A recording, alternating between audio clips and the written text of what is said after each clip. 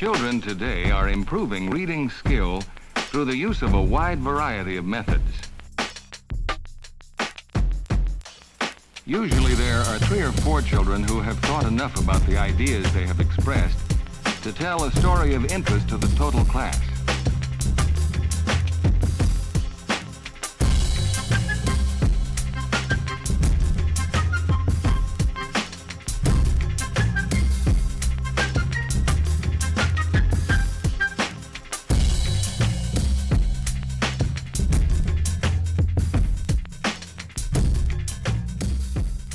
Hello there, ladies and gentlemen.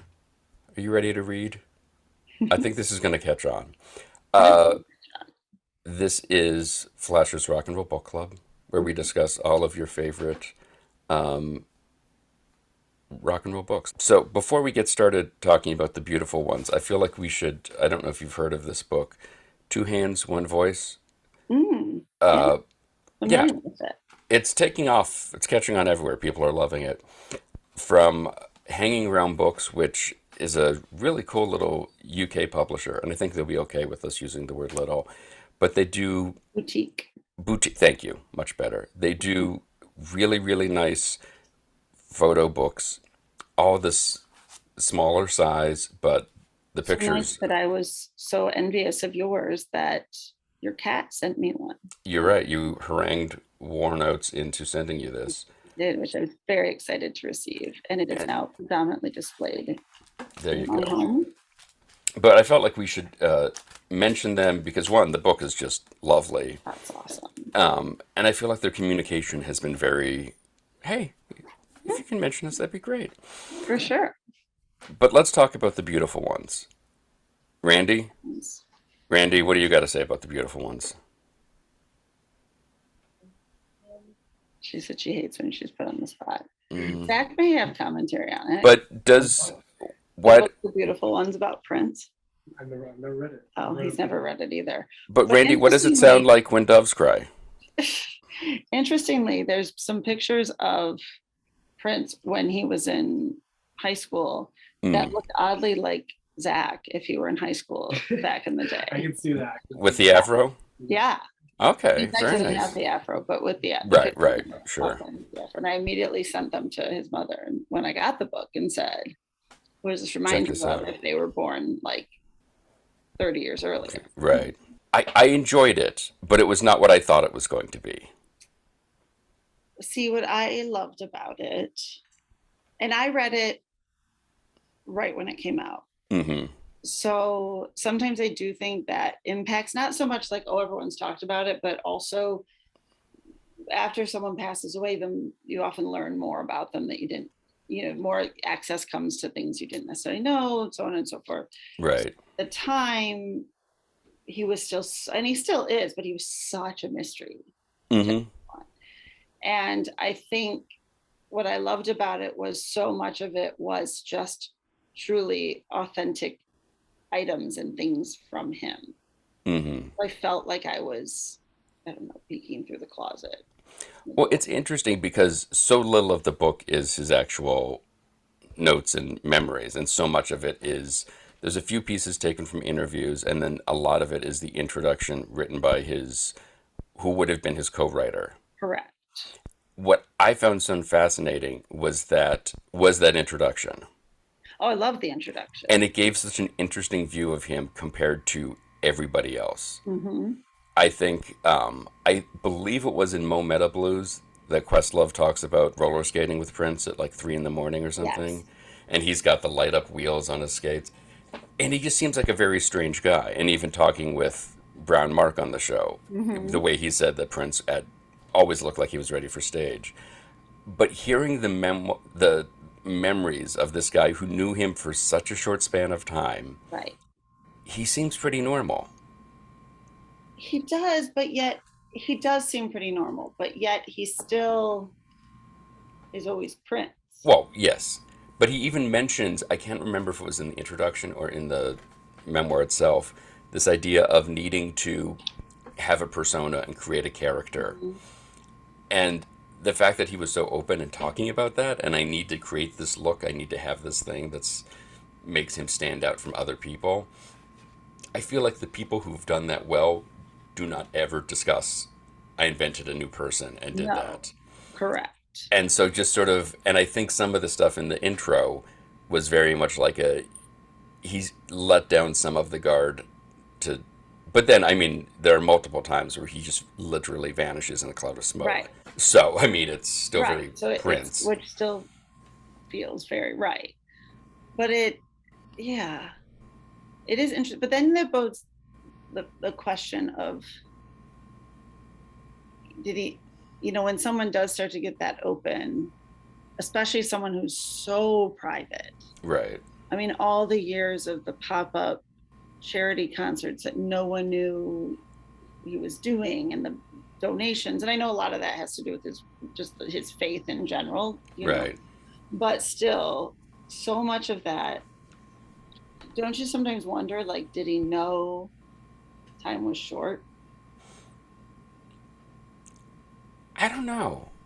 I mean, he always, I'm trying to think of, I, I can't remember where I read it. It was in one of the many appreciations of, and it was either a recording session or just an after hours jam after a show where he had them recorded and Jet basically like walked over to the mixing board, took the tape from the engineer, turned, walked out, and was gone in a puff of smoke. It was, and Right. the person was just like, "This is the most amazing thing I've ever heard." Right. I mean, it's like that. That it was a bootleg of a New Year's Eve show at Paisley Park with him and Miles Davis.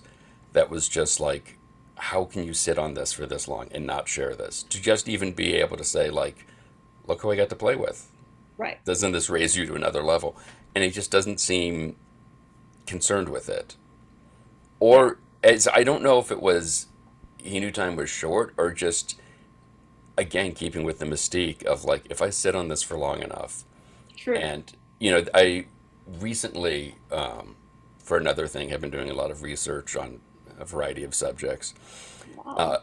That's cryptic. I know, right? No, it's for I don't want to go into the whole thing, but anyway. Whatever. But Harry Houdini was the first person to posthumously have a PR agent, Hmm.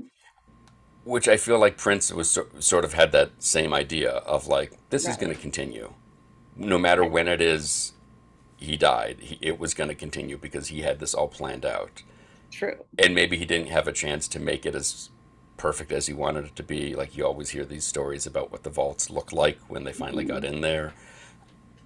I think he was just sort of too busy being Prince, maybe. True. Eating pancakes. Right, exactly. Playing basketball and roller Mhm. skating and all of it.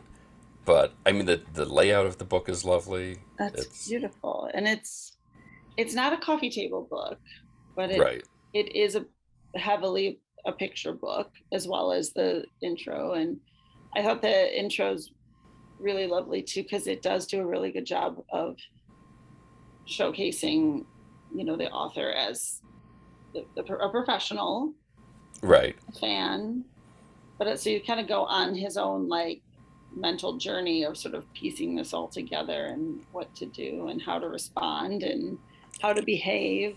Like the Hmm. first story of him going over there and how that unfolds, and it's really good. And I do, even though, as you said, it's not that big, but I do feel the quality of the stuff that's in there and the journals that are in there, it does feel very intimate. It feels like you have this peek Definitely. into. And it also because it makes you long for the book that this could have been. Right. Because throughout the introduction, Prince is telling him, this is going to be like, I don't want to just do another book. I want to do something that Right. changes publishing forever. And some of his ideas, which again, throw out 50% of them, the like, I want you to write a response to this essay I want to write about racism in America and about Right. like all this stuff that's super heavy. And again, it's like, I would love to hear Prince's take on all of this. Yeah. And then again, like, so let's say half of that doesn't happen, but it would be so interesting to hear. And I think we're starting to see it a little bit with Bob Dylan. Hmm. He's got this new book coming out that is his analysis of, I think it's 30 American songs. Okay. And because it's Dylan, it goes from Moon River to, there might be a Wu-Tang song. People aren't sure because of Okay. the Nice. titles. but it's just a odd assortment of stuff that you're getting someone who is such an expert in this world giving their take on it. And like at least Dylan got to do it. You kind Right. of go like, oh man, I would have loved to have heard what Prince made of X. And this book is also just like that. Oh man, this is what it could have been. Right. It also reminded me a lot of Michael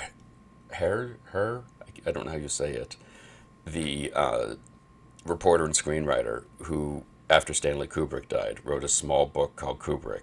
Okay. And it is very much upfront on, I knew him for these years. It was not a deep relationship, but here are the things I picked up from being around him. And I feel like this book does that very well, that acknowledges, like, I was not the most intimate of confidants, but here's what I saw, here's what I picked up in being around him for a few weeks. And getting all of the weird phone calls at 3 a.m. Like, you got to wonder if Prince at a certain point was just like, all right, I got to get up and make these calls to just stay Oh, for in sure. character. For sure. And how many parties he just, what was it, I guess it was the Hall of Fame, where he just threw his guitar up in the air, turned and walked off stage, got in his car and drove off. Like, Yeah. I wonder how many times he was just like, I kind of would like to stay, but it's a much better story if I leave now. Yeah, but see, I think if you wanted to stay, you would have stayed. I think waking up at 3 a.m. being like, let's call somebody is different than being like, I'm out of here. This party's lame. But both of those things get to the Prince mythology. They do. They definitely do. And he's the most captivating person I think I've ever seen. Because he is so Prince. And then everything he is, if he wasn't Prince, who would he be? Mm-hmm. Yeah. So tiny, but yet he just exuded Princeness.